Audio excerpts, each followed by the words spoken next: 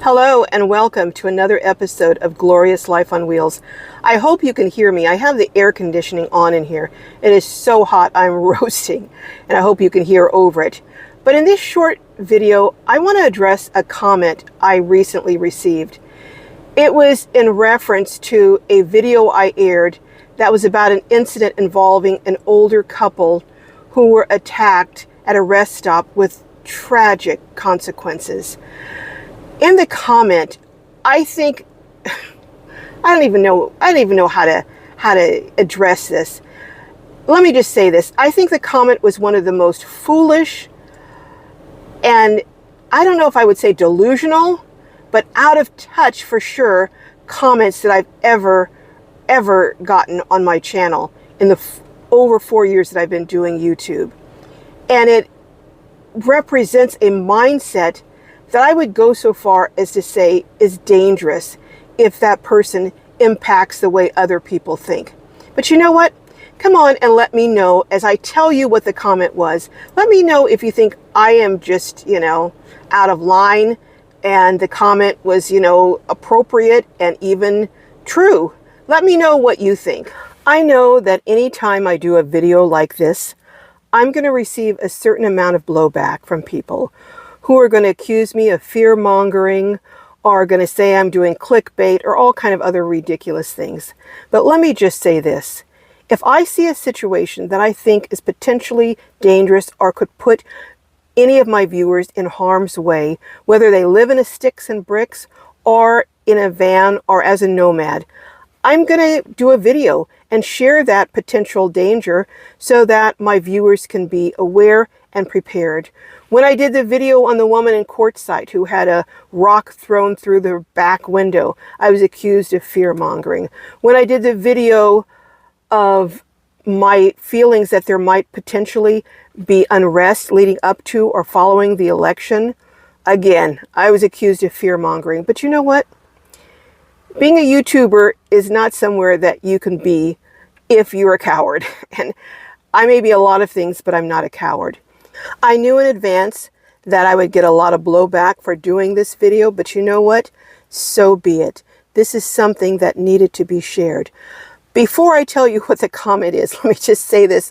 There was a comment from one of my viewers, Kathleen, and I have to apologize. I misunderstood your intent in your comment, and you know what I'm talking about, but I do apologize because after you clarified it, I realized that you were saying something other than what I thought. But let me, I've written down some of what the comment said that I'm talking about, referring to, and it was talking about my channel. So clearly they don't watch a lot of my channel, or they would know that my content is usually upbeat tours, talking about issues. But anyhow, they said, this channel has a lot of fear-mongering, negativity, and unhelpful discussion. Wow. They went on to say that they were going to block my channel because they're looking for happy adventures, good and fun travels. Well, you know what? Wake up and get your head out of the sand or wherever else it might be. Because I'm going to tell you this. There are happy times out there. There are fun times. There are wonderful travels. And I try to show some of that. But there are also some evil folks out there who mean harm to others. And there are also things that we need to do when we're on the road to prepare. There are people who would rather pretend that we're living in the 50s and things are la la land and everything is roses and tiptoeing through the tulips. And there is a certain amount of that, but it's not all of that. And it is important to let people know, especially those who are new to the road, who have just become nomads, who don't know anything about it, to let them know that there are places that can be dangerous. And I have stayed at many, many rest stops. I've gone through some that looked like they were kind of sketchy, and I kept going. But as I'm getting more and more into this story and hearing more and more comments on my, or reading more and more comments on this video that I did, I'm hearing about a lot of experiences people are having at rest stops. And so I think it's critical for people to know you cannot just go into a rest stop, a truck stop, even a campground and think, well, everyone here is wonderful, they're delightful, they mean me no harm, they want my best, because that's not the case.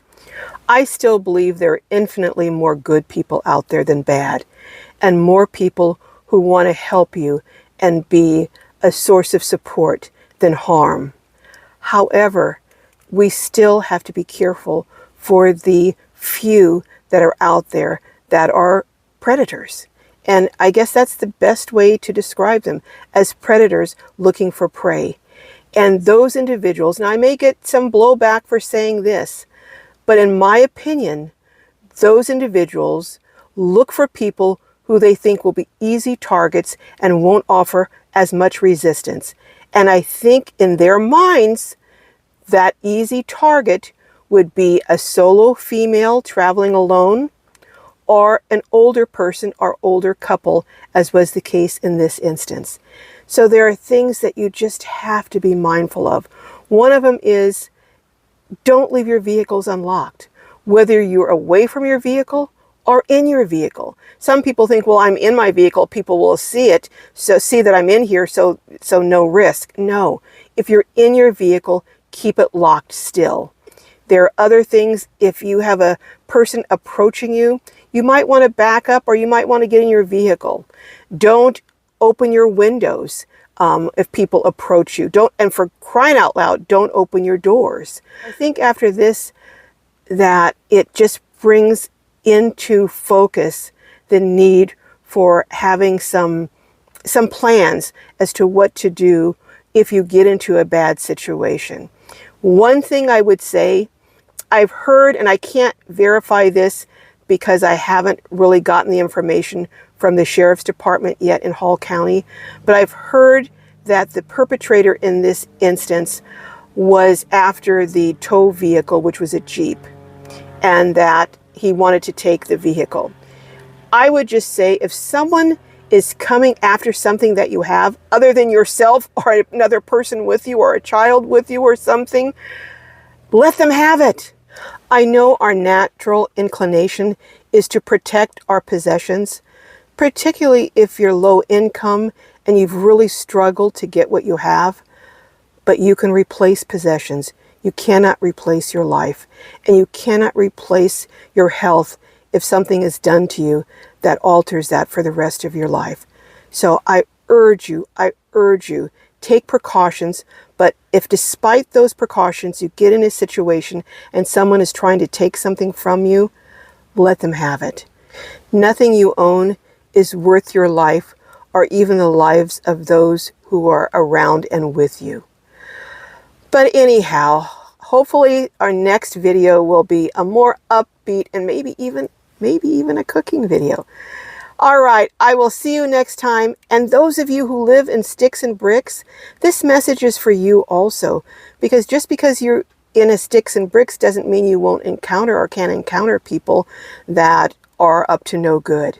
I love each and every one of you. May your journeys be filled with joy and blessings, and I'll see you next time.